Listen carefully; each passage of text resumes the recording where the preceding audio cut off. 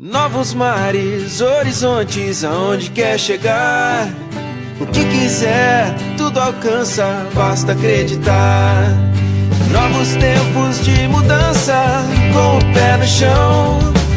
Mergulhando nos estudos, acha a solução. O amanhã não é um mistério, pra quem leva a sério. Siga a correnteza da certeza de um futuro melhor. Bom dia, sexto ano, mesmo dia aqui de gravação, mas outro dia aí para vocês, para a gente terminar então as atividades da apostila, certo? Pessoal, a Pro então ontem fez a unha 2, tá? Do classificando os adjetivos e fez a 1 da sequência de hoje aí, das questões 2 até a 8. A questão 9, a gente vai falar sobre ela no final da aula, a Pro bolou aí um esquema, vai ficar bem legal. E vai ficar bem divertido a gente fazer essa questão 9 aí, que vai ser em grupo, beleza? Então, vamos fazer a aula de hoje e no final da aula a gente conversa sobre a questão 9, beleza? A questão de hoje, elas já ainda estão relacionadas a atividades com a classificação dos adjetivos. Então, vamos lembrar que a classificação dos adjetivos se dá em 5. Simples. Simples e composta, primitiva e derivada e pátria, né? Os adjetivos pátrios. Vamos relembrar. O simples, adjetivos simples, se dão por uma única estrutura lá, uma única palavra na sua composição. Adjetivos compostos se dão por duas ou mais palavras na mesma composição de uma única palavra. Adjetivos primitivos são que se originam inicialmente na palavra do português, por exemplo, azul. Adjetivos compostos, não, gente, calma. Derivados, sim. Derivado. Ai, olha, né? Os derivados.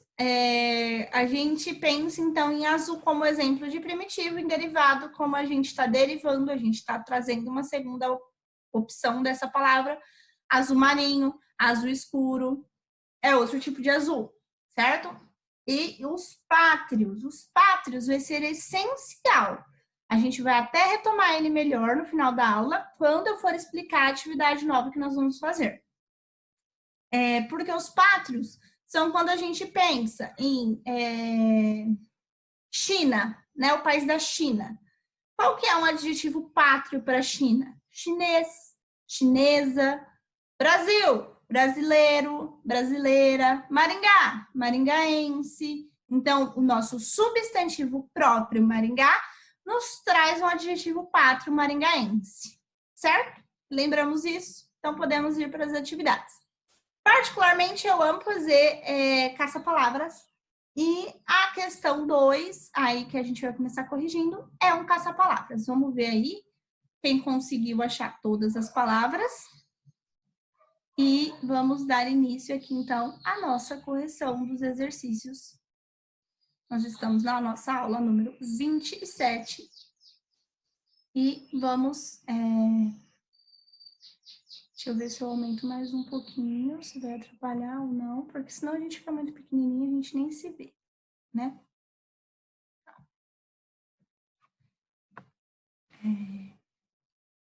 Vamos lá.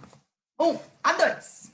Então, a gente precisava achar afro-brasileiro, mexicano, sensacional, azul marinho, moderno, feliz, cor-de-rosa, científico e interessante. Percebam que azul marinho e cor-de-rosa foi muito fácil de achar, porque tinha o tracinho, né? Tinha o nosso hífen. Então, essas foram palavras mais fáceis de serem encontradas aí, ok? Então, vamos lá. Onde está afro, onde está mexicano e assim por diante? Vamos perceber aqui que a Pro deu esqueminha, tá? Então, vou dar um tempinho aí para vocês verem se vocês acharam todos. Quando a gente acha, a gente tem que ir riscando. Tipo, achei afro-brasileiro. Então, eu risco o afro-brasileiro daqui, para a gente ir eliminando aquilo ali da nossa mente de que tem que procurar, tá? Então, ficou assim o esqueminha do nosso caça-palavras, ok? Então, vou dar mais um tempinho aí para vocês grifarem se faltou alguma coisa aí de achar, tá? E aí a gente já vai para a questão número 3. Pronto? Vamos para a questão 3. A 3 fala assim: agora que você descobriu os adjetivos no diagrama, no caso, é o nosso caso, palavras, escreva-os no quadro em suas respectivas classificações. Então, a gente tinha afro-brasileiro, mexicano, sensacional, azul, moderno, feliz, cor-de-rosa, científico e interessante. Então, a gente tem que colocar quais desses são simples, composto, primitivo e derivado. Beleza? Lembrando que, às vezes, vocês podem ter colocado mesmo no simples, no primitivo. Tá certo. Mas só se a gente repetir eles 2 vezes. Precisa estar no simples e pode estar no primitivo, ok? Opa, caiu. Então, vamos lá. A minha resposta ficou assim.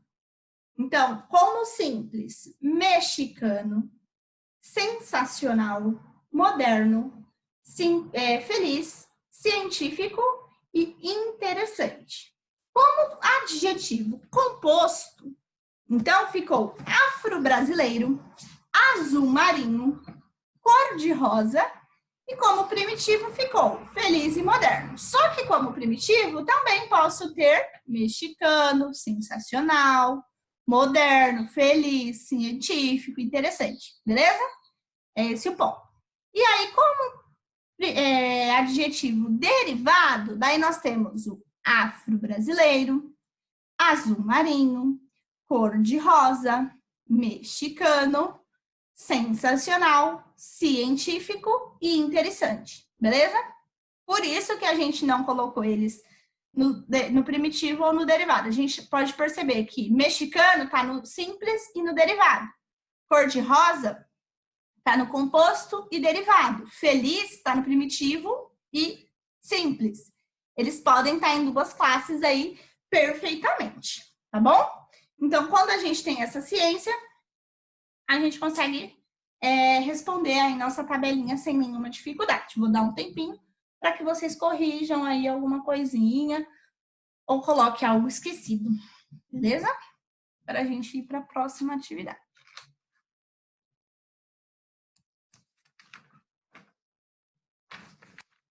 A questão 4, ela era pessoal, tá? Fala assim: escreva um substantivo à frente de cada um dos adjetivos da atividade anterior. Eu coloquei só como resposta pessoal, mas coloquei um exemplo. Menino feliz, blusa cor-de-rosa. Mas vamos tentar fazer aqui. Como primitivo e simples, o feliz eu coloquei menino feliz, né? Aí afro-brasileiro. A gente poderia colocar, então, o homem é afro-brasileiro. Como azul marinho. A cor azul marinho é a minha favorita. A bermuda é cor de rosa. Mexicano. Eu amo comida mexicana. Sensacional. Os alunos do 6º ano são sensacionais. Beleza? Científico. O artigo científico do qual eu falo. O artigo, no caso, é um substantivo para científico. Interessante. O livro que li ontem é muito interessante. Interessante é o livro. Livro, substantivo de interessante. Acho que foi todos, né? Ah, não, falta moderno. O cabelo do rapaz ficou muito moderno. Beleza? Então, nós temos aí substantivos na frente dos nossos adjetivos da resposta 4, tá? Mas coloquem aí o que vocês acharem de mais legal, ok? Para responder a 5 a 8, nós precisamos ler, então, esse poema. Então, fala assim, leia o poema a seguir e responda as questões 5 a 8. Eu vou ler com vocês. Podem ler aí em voz alta, aí na casa de vocês, ninguém vai achar vocês dois, não. Vamos saber se vocês estão estudando. Pode ler alto, que não tem problema, tá bom? Então, vamos lá. Motos, cachorros, o que mais nesse dia de hoje, nessa gravação dessa aula, né? Toda hora uma coisa interrompendo a gente. Mas vamos lá. Questão 5 a 8, vamos ler o poema. O nome do poema é Conta Pra Mim. Gosto de ouvir histórias assim, que tem a bruxa malvada, desdentada, princesa encantada, vestido de renda, uma história de amor em que alguém salve alguém. É do Alba de Castro Toledo, é uma poesia da Casa e Companhia, que foi escrita em Belo Horizonte em 1996. Meu Deus, fazem 24 anos que essa poesia foi escrita, galera. Mas é uma poesia muito linda. Quando a gente tem esses colchetes e pontinhos de reticências, é porque tinha algo a mais escrito. Se vocês ficarem interessados, pesquisem aí, então. Poesia Casa e Companhia, do Alba de Castro Toledo. Conta Pra Mim. Mas é bem bonitinho. Gosto de ouvir histórias assim, que tenha bruxa malvada, desdentada, princesa encantada, vestido de renda, uma história de amor em que alguém salve alguém. Para isso, vamos responder, então, o que foi retirado como interpretação e outras coisas aí desse poema na questão 5 a 8. Na questão 5 fala assim: no poema, o eu poético gosta de ouvir histórias sobre bruxas e princesas. Indique as características da bruxa e as características da princesa. Vamos voltar aqui no poema. Que tem a bruxa malvada e desdentada, né? Então, a característica da bruxa, então, é ser malvada e desdentada. Essas são as características que o poema traz para a bruxa. Aí a B fala sobre características da princesa. Princesa encantada, vestido de renda. Vestido de renda é uma característica da princesa? Não, né? É só encantada, que é uma característica da nossa princesa. O vestido de renda pode ser algo que ela estivesse usando, mas não é uma característica própria da princesa, ok? Aí vamos para questão 6. Questão 6 fala assim: na imaginação do eu poético, como deveriam ser a história e o vestido da princesa? Vamos voltar lá no poema. Vamos ler ele de novo. Gosta de ouvir histórias assim. Tem a bruxa malvada, desdentada, princesa encantada, vestido de renda, uma história de amor em que alguém salve alguém. Como ficaria, então, a nossa resposta? Na imaginação do eu poético, como deveria ser a história e o vestido da princesa? Então, a história ela deveria ser de amor, né? Porque uma história de amor em que alguém salve alguém, e o vestido da princesa devia ser de renda. Essa característica do vestido de renda é de como deveria ser o vestido da princesa e não de outra coisa, tá? Então, aí a respostinha da 6 fica, então, assim. A história deveria ser de amor e o vestido da princesa deveria ser de renda. Beleza? Aí vem a questão 7. Qual é a importância de se acrescentarem as locuções adjetivas de renda e de amor para se caracterizarem o vestido e a história? Quando a gente leu lá, estudou sobre as locuções adjetivas, nós percebemos que a gente precisa, então, da preposição de com o substantivo ou adjetivo para termos locuções adjetivas, certo? Porque daí, quando eu falo de renda, eu poderia falar rendado, mas eu falo de renda, eu tenho duas palavras para expressar uma só. Então, eu tenho locução adjetiva. Então, qual é, né, a importância dessa locução adjetiva para a nossa história? O que ela muda na nossa história? Então, vamos pensar de renda e de amor. Vamos voltar lá no texto para perceber isso. Então, aqui a gente percebe, ó.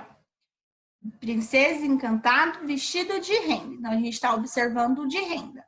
Uma história de amor em que alguém salve alguém. Então, a gente precisa perceber qual é a importância do de renda e o do de amor. Então, por meio das informações, o de amor e o de renda, a gente consegue ampliar a nossa imaginação para a beleza desses versos. Por quê? Porque não é qualquer história. É uma história de amor. Não é qualquer vestido. É um vestido de renda. Entendem? Então, ele amplia a nossa imaginação. Ele faz a gente pensar em vestidos de renda, porque eu posso ter pensado em um vestido de renda de uma forma, você de outra.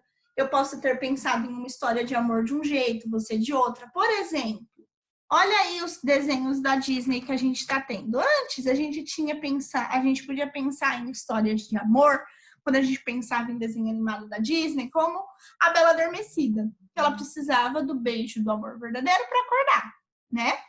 E aí agora a gente já tem Frozen, por exemplo, que o amor verdadeiro dela é a irmã dela, né? A Ana é o amor da Elsa, a grande inspiração vem da família e não de outra pessoa. Aí a gente também percebe em Malévola.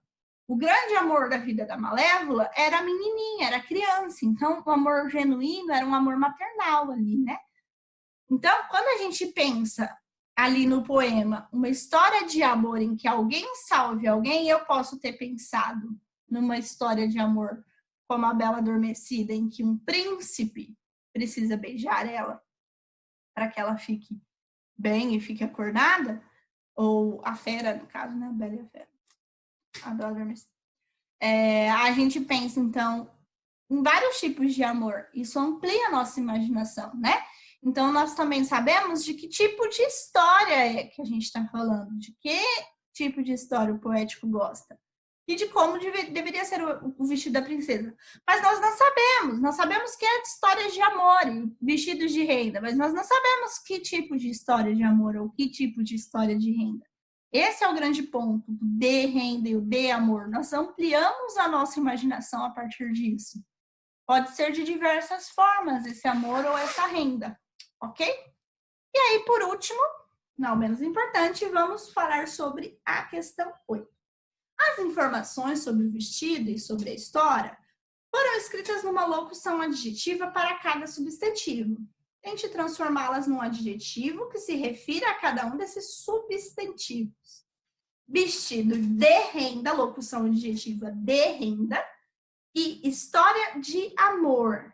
Como a gente pode pensar, então, em adjetivos que substituam a nossa locução adjetiva? Eu já dei uma dica aí sobre o vestido de renda um pouquinho antes da aula. Como ficaria, então, o de renda? Poderia ficar, então, vestido rendado, certo? E como ficaria, então, o de amor?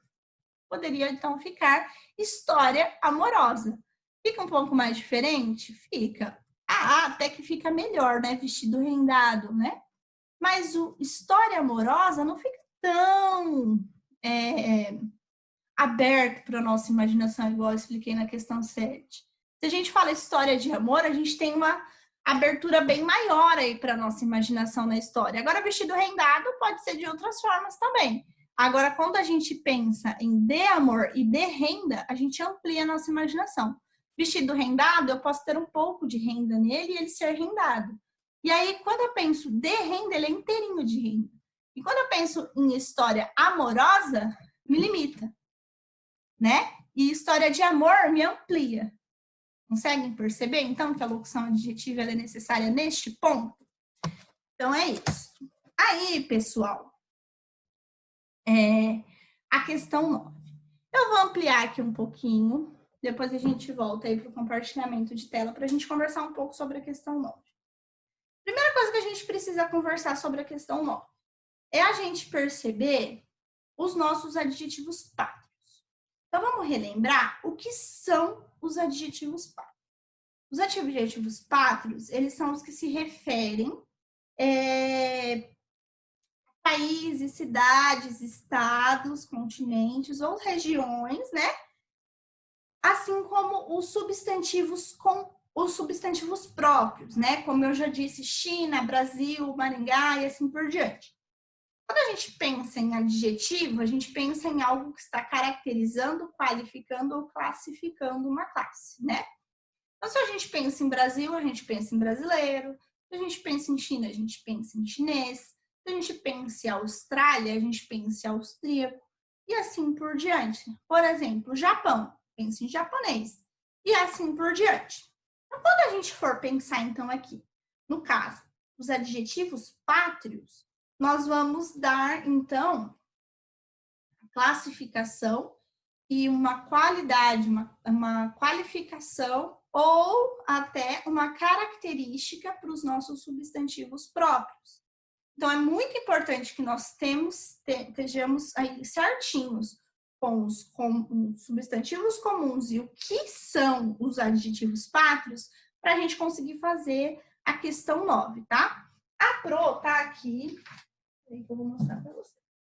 A Pro já dividiu, não vai aparecer, né? Porque já... Mas a Pro pegou a listinha de chamada aí, ó. Tá todo mundo aqui, tá? Não vou mostrar todo mundo. Mas tá todos os textos aqui. E eu dividi aí em 5 grupos, como pede a questão 9. Eu dividi quem que é o grupo de quem. A Pro é legal, sempre é, né? A Pro sempre coloca aí os amigos com os amigos e assim por diante. Caso alguém queira trocar e ache alguém que queira trocar de grupo, tudo bem. A Pro fez os grupos aí. Acho que com 6 ou 7 pessoas cada grupo, tá? São 5 grupos. E caso você fala assim, ai, Pro, eu quero trocar com o colega do outro grupo e ele topou. Beleza, só me comunica antes para eu mudar na minha tabela para a gente poder fazer isso aí.